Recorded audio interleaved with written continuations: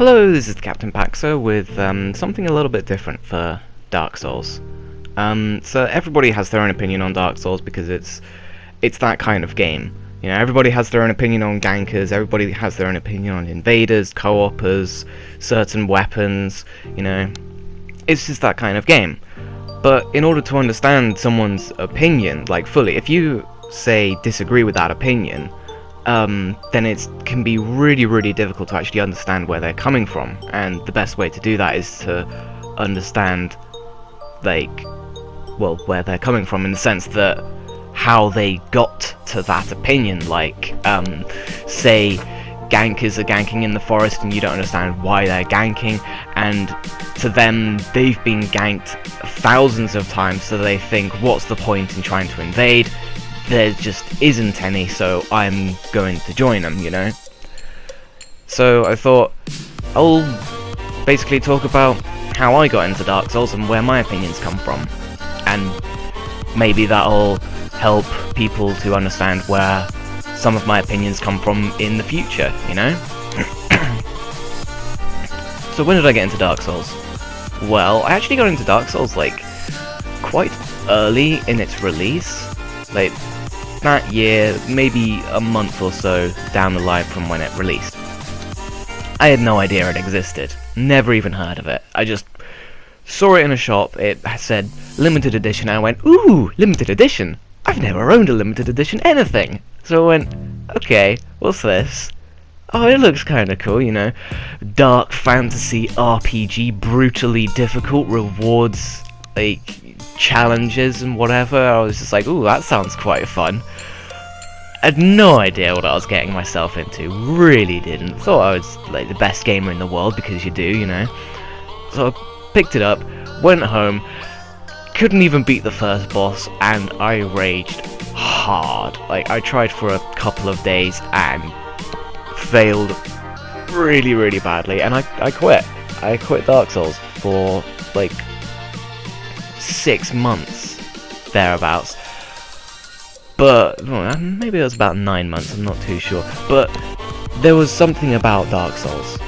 Like, there was something about it that I just fell in love with immediately. Maybe it was the dark fantasy lore with that cutscene at the beginning. I thought that was the shit. I still do think it's the shit. Maybe it was just the control, because I loved the idea that your right hand was controlled by the right shoulder buttons and your left hand was controlled by the left shoulder buttons. You know, R1 to swing right hand weapon, R2 to use heavy attack for right hand weapon, L1 to hold left hand shield up, L2 to parry with left hand shield, you know, and then the D-pad corresponded with those kinds of items. Hit left on the D-pad, it swaps your left hand, hit right on the D-pad, it swaps your right weapons. I just loved how, like, mechanical it was, if that's the right word, how it just all fit together in the control scheme. Maybe it was just, like, how the world worked, like how much mystery there was, how much I didn't know. Because the thing about me is I love, like, trying to understand things, you know. There's a reason why I took physics and psychology as A-levels, because I love trying to understand things, right? So Dark Souls was this amazing game that really got my attention and really was pulling me forward, but I was just too incompetent to actually get into it, because I couldn't even beat the first boss. And that's when I sort of, like, 6 months down the road, or 9 months, whatever, I sort of got into watching YouTube gaming, and I was watching whatever, you know. And I remember I was watching some footage, some gameplay, like a let's play for DayZ, the DayZ mod, which is now H1Z1, by this guy called Lordran, you know. And in that let's play, he mentioned that he had a Dark Souls let's play, and I went, oh shit, this guy plays Dark Souls. Sweet, maybe I can learn some stuff and actually be able to beat the first boss. So I ended up watching Lordran's, like, full Dark Souls let's play. And in his let's play, he mentions a guy called Epic Name Bro. and you can kind of see where I'm going with this. I end up watching a ton of Epic Name Bro, right? So immediately, I went from not knowing anything about Dark Souls to knowing pretty much everything there is to know about Dark Souls in a span of about 2 months. I got really into it. I was doing quite well, you know, with creating builds and whatever and just going through the game. I was still shit at it, you know. I still got stuck at like Smo and Orenstein. Still couldn't get through Duke's Archives, Tomb of the Giants. Couldn't get through any of that stuff, you know. I was just stuck in Anor Londo for the most of it. And at the time, I was the kind of player who, whenever I got stuck in a game, I would just start again and go through the game from the very beginning, because I don't know, it builds you up, it makes you a little bit better in a sense, because like you know what's coming, you can prepare for it, you start to understand combat a bit more. Instead of just throwing yourself against a brick wall over and over and over, you go back through the obstacle course that you've just done in the hopes that maybe you'll learn something new or just get better, whatever. And so like a year had passed since Dark Souls had released, since I'd even gotten Dark Souls, and I still hadn't actually beaten it. You know, it took me quite a while to beat it. I have the date at which I beat it, because I'm a nerd like that, you know. I've written this shit down. And the date that I beat Dark Souls was the 13th of October 2013. It's more than 2 years after it released. Shit. So, you know, not the best Dark Souls player in the world, but whatever. And I ended up getting into the PvP because I watched Northern Lion, like I said, and he did the NLSS, the Northern Lion Live Super Show, and for the start of it, he played Dark Souls PvP, and I was really fascinated by it. I was really into it, so I started like patrolling YouTube for Dark Souls PvP, and I ended up coming across this guy called the SHAREfactory, who, if you don't know, he's awesome. He does hardest difficulty walkthroughs and stuff. Shout out to him. Even though he doesn't really need a shout out from me, because he's got like 25,000 subscribers and I've got like 40. But anyway, yeah, I watched a ton of his stuff, so and he's quite an opinionated guy when it comes to Dark Souls, or at least when it came to Dark Souls 1, he was very opinionated, so a lot of those opinions rubbed off on me, you know, like bowing before a duel and all that. And I think we both sort of had this progression where we sort of stopped caring, because like I used to be really uptight about that stuff, and then at some point there was just this moment where I went, doesn't really matter, you know. I just sort of went, I don't really care. And I think he had the same thing, because he started just not really caring in his commentaries, not meaning like he doesn't care, like, oh whatever, I'll just do another Dark Souls commentary, ugh. No, sort of not caring about like the whole honor code, you know, like honor code, pfft, it's Dark Souls, mate, who abides by that? Because everyone's different, you know.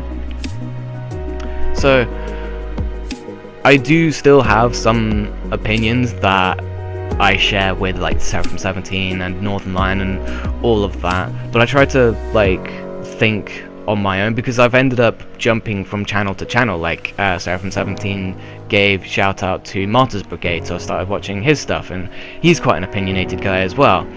And yeah, I've ended up watching a ton of commentary, and through that I guess I've developed my own opinions on this, that and the other, but at the end of the day it's kind of an amalgamation of other people's opinions. Like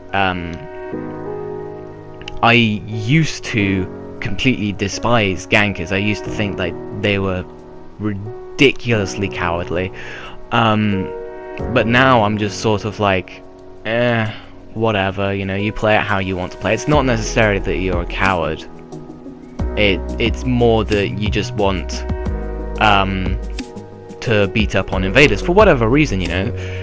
It's fun, you want to let out some anger, you want to farm souls, whatever, you know. It's your prerogative. So that was Dark Souls 1, you know, sort of like super opinionated, start to slowly, gradually become less and less caring, if that makes sense. And then Dark Souls 2 started getting hyped, and at the time when Dark Souls 2 was announced, I was kind of like, Dark Souls 2? Really? They're just gonna put a 2 next to it? Ugh, God, don't do that, because I love the idea of having like spiritual successors for souls, going from like Demon Souls to Dark Souls, and then, I don't know, like Dragon Souls or whatever. Doesn't even have to begin with a D. Like Bloodborne, you know. What I didn't want was it to go from Demon Souls to Dark Souls 2 to Dark Souls 3. I didn't want that. I wanted something new, because I was like, each of their worlds, each of FromSoft's worlds, they're really, really interesting. I don't really want them to continue on the same road. I want them to do something completely new and interesting, you know? And so part of me was like really disappointed that it was Dark Souls 2 as opposed to a different Souls title, but most of me was still like, yes, more Dark Souls, this is gonna be awesome, because I was still like really into the PvP, and I was just really excited to be able to play like PvP on like the early days, and yeah, really, really excited. And the hype train for Dark Souls 2 just got out of hand. Like, in hindsight, it got absolutely out of hand. I ended up going to EGX and playing a demo, or like a press review of Dark Souls 2. It was about like 15 minutes long, and I had a lot of fun, like, because 15 minutes just isn't enough to be able to see the flaws of Dark Souls 2, like, or I shouldn't say flaws, I should say the parts of Dark Souls 2. So, you know, I was playing that. It was a 2-hour queue, you know, it was a 2-hour long queue to get into to play Dark Souls 2, and I stood there for 2 hours, and I waited, and I sat down, and I played, and I ended up dying twice.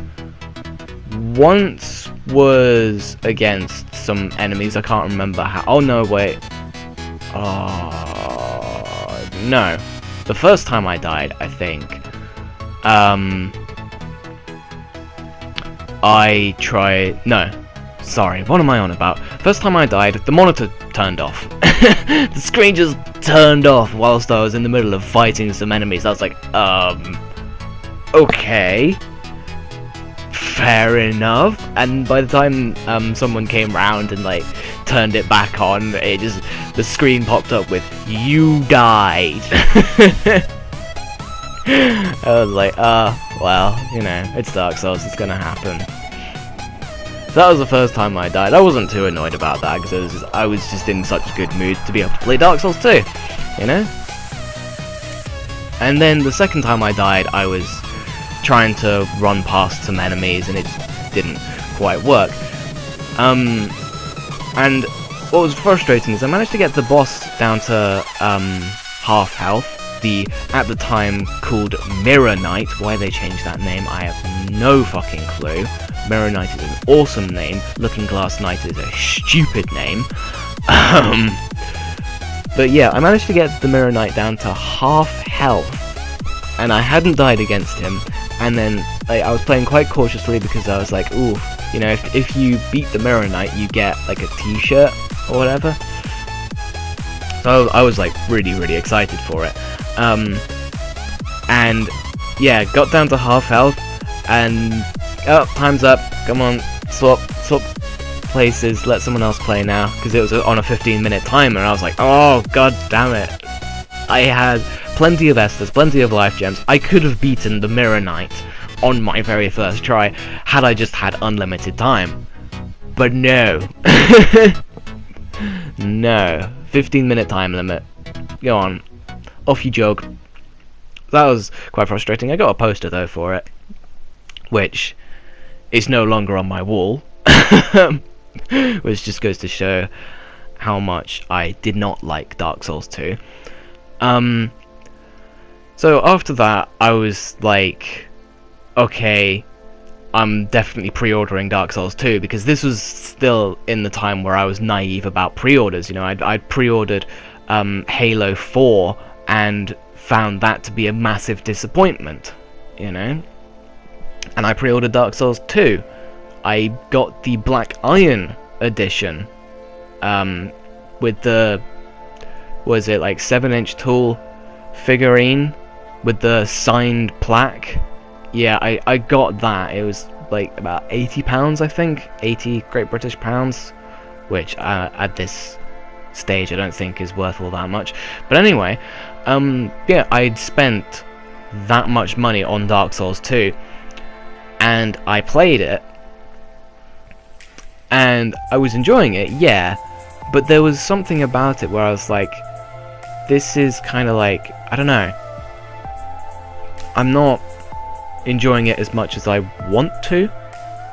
Like, I thought I would be enjoying it a lot more, and I sort of got, I got angry at it because it was a frustrating game, because it wasn't anything like Dark Souls 1. It wasn't like anything I thought it was going to be. I didn't even like really notice the graphical downgrade because I'm pretty blind to that shit. But when I looked into it, I can tell, you know, I can tell the difference between 30 FPS and 60 FPS, you know. I'm not that blind, but when it comes to like the graphics we're shown at like E3 or whatever, and the graphics we actually get, I don't really notice unless someone points it out to me. So that wasn't really what bothered me. It was more just the gameplay, you know. The character was just super like floaty and unresponsive, and the hitboxes, oh my god, the hitboxes, holy shit. You do a plunge attack, see your sword physically go through an enemy, and the damage just would not register. It was infuriating, completely infuriating. And then like enemies would hit you when they physically couldn't, like their weapons physically missed you, but the game said no, that still hit you.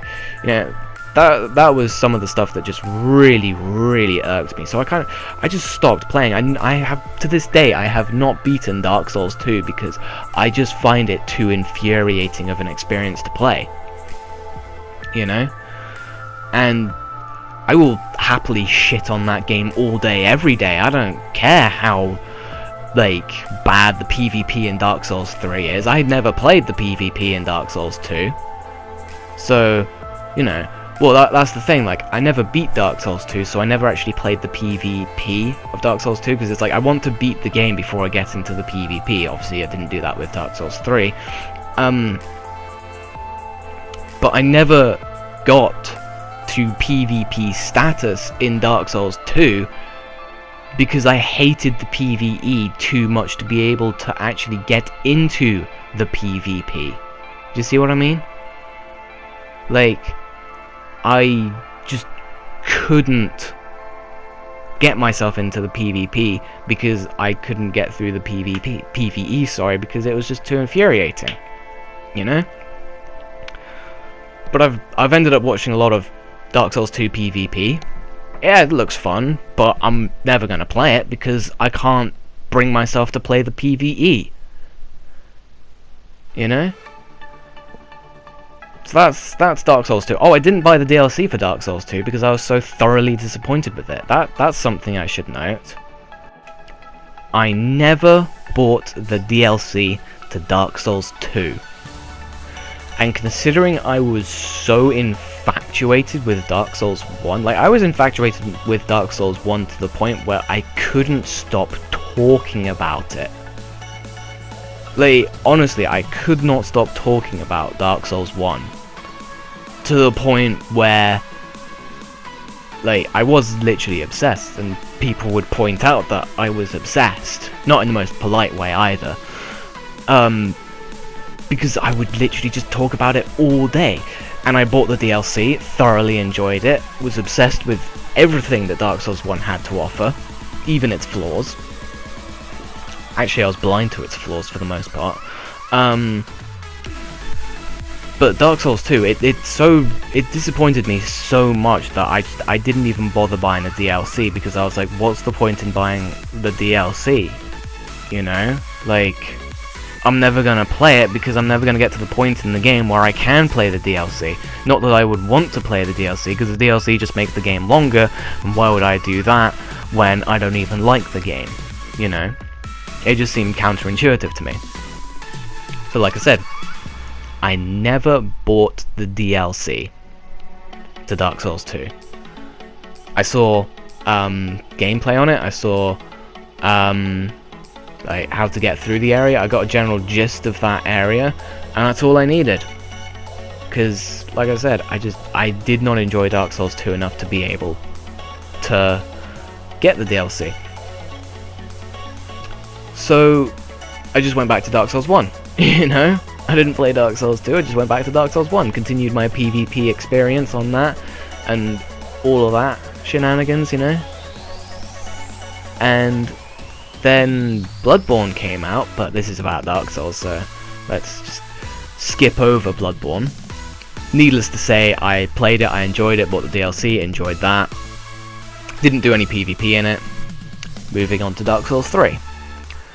So Dark Souls 3 was an interesting thing, because at the time of Dark Souls 2 releasing, being announced, I was like, oh, I don't want there to be a Dark Souls 3, you know, because it's like, Dark Souls 1 is such a good title by itself, like, it doesn't need sequels, in my opinion. And then Dark Souls 2 came out and thoroughly disappointed me, and about half of the community, but it did introduce some new players, quite a lot of new players actually, and again, half of the community was really happy with it, so, you know. But Dark Souls 3, that was announced, and I was really cautious about it, and at this point, I was kind of burnt out on Souls as well, because it's like, I have played so much Dark Souls 1, I've played, like, not that much Dark Souls 2 because I hated it, and I've played quite a bit of Bloodborne as well. So I'm a bit souled out. And yeah, Dark Souls 3 was announced, and I was kind of like, I don't know, I'm not really interested in it. Which was quite big for me because, like I said, I was completely obsessed with Dark Souls 1. So it was just a bit like, to not be interested in Dark Souls 3 at all was weird. It was kind of like I wasn't really me, because I'm obsessed with Dark Souls, you know? And I didn't pre-order, you know? I got the limited edition of Dark Souls 1, I pre-ordered the Black Iron edition of Dark Souls 2, and I pre-ordered, like, the special edition for Bloodborne. Dark Souls 3 was the first Souls game where I didn't pre-order anything, or I didn't pre-order it, you know? I don't have anything, I just have the game. That's all I had. I got it digital. This is the first Souls game that I got digital. And yeah, I played it, I really enjoyed the PvE, and I got into the PvP, was kind of enjoying it, but there was something that wasn't quite there, you know? And here we are today. I'm not particularly happy with the state of PvP in Dark Souls 3, and yeah, that's about that, I guess. I don't really know what else to say. Like, the PvE is super enjoyable to an extent, although I think it's got far too much Bloodborne in it.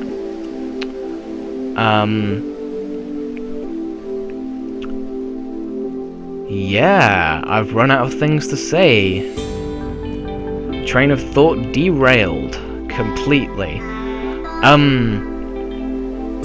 But the PvP, it wasn't. I didn't find it up to snuff because it was using the hyper armor system, which coming from Dark Souls 1, being my first Souls game, I found the hyper armor system to be kind of inferior to poise. Like, not saying that poise couldn't be done better, because it's straight up can, but just saying that I think that hyper armor is inferior to poise. And then like the whole 2-hit guarantee I didn't like. There was just a lot of systems that I didn't like because, well, I played so much Dark Souls 1.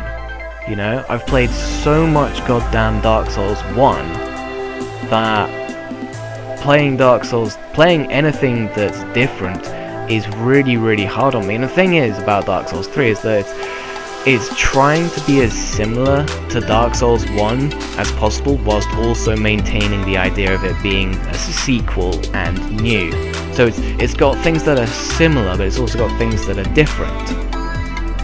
And I find that it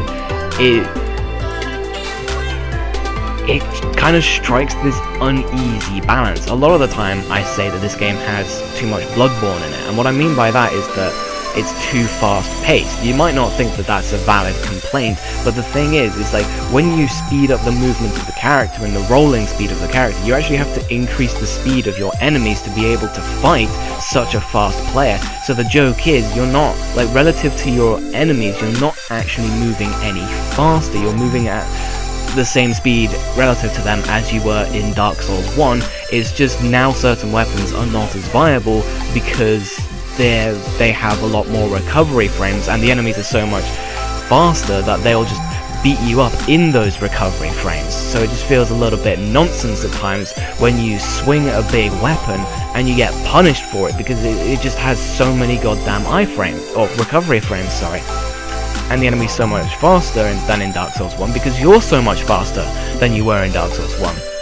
And then it also throws off the balance of PvP because you can just roll through everything, you know. Roll catching is really hard, even for those who are quite good at it, you know. Because, yeah, the roll has just so many iframes in it. But that's been my rant, I guess I could call it, on how I got into Dark Souls 1 and my story through to Dark Souls 3. It was a brief summary. I guess I could go into further detail about certain things, but I think I'll end it here. So, thank you very much for watching, because it was off the cuff and probably not very well structured at all. And I'll catch you next time.